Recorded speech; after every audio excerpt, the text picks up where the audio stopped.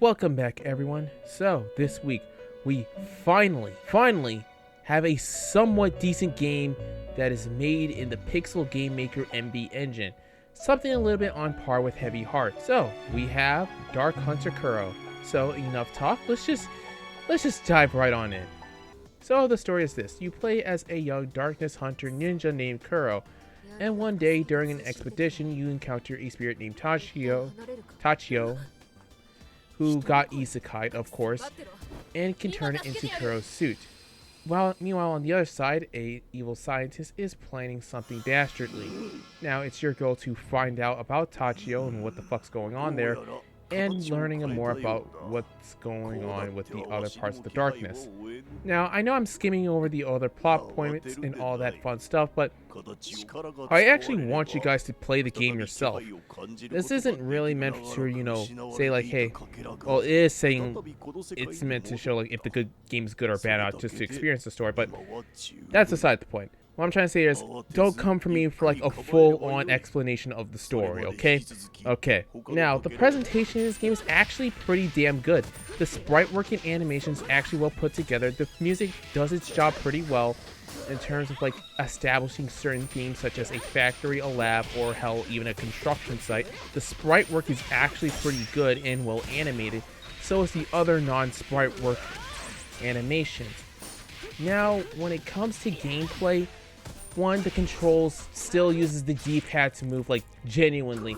Are you guys just allergic to analog sticks when it comes to movement? But other than that, it's pretty good, it's responsive. Outside of saying the wall running, which when you get to a certain area of said wall, you just stop running instead of, just continuously running. That's annoying. Wall jumps alright. It's a little bit finicky, but the combat. Let me tell you this. When it comes to having combat in me, if you've been paying attention to my channel or hell, any of my videos for the past couple of years or so, you would have known that when I say your combat is good, I mean your combat is good. And it doesn't need to be on the level of, say, Maho Arms. It just needs to be satisfying, if that makes sense. For example, like combat in Castle Evil and Kunochi, and yes, this game are satisfying all around. Both have that ability. Now, when it comes to making your combat satisfaction, there is roughly 3 or 4 ingredients: control, visual effects, sound effects, and animations. All 3 or 4 of these, depending on which one, can either make or break your combat. And thankfully, this game actually does a pretty good job on making combat be absolutely satisfying as hell. And that's what I love about it. Please, just chef's kiss. This is the most satisfying. You can also add in special moves as well, but I didn't really use them as much. Like I said, like, are you guys understanding me? Because I don't know if I'm really, like, if you guys are following me. Now, when it comes to, like, other things, there are a few other things that you can do. Some side content, mainly just, like, minigame stuff, such as fishing, see if you can do, like, high amounts of counters, or just outright speed running. Now, when it comes to the actual levels, there's 3 types you're going to do.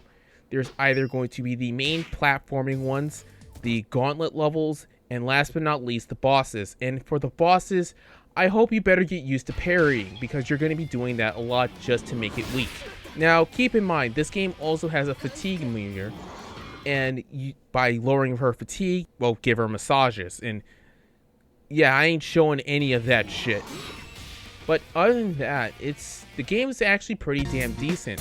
There are certain aspects of the game that holds it back, such as the over-reliance on parrying, the aforementioned wall running issue, and all that such, that really edges it from being decent to good. Those types of things often hold it back, but other than that, I'd say give the game a shot if you really want to. Or, like, if you first pirate the game, then if you like it enough, then actually properly buy the game and support the developer.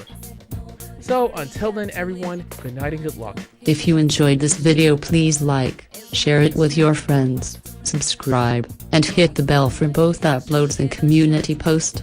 Also be sure to follow Overlord on X and Pixiv.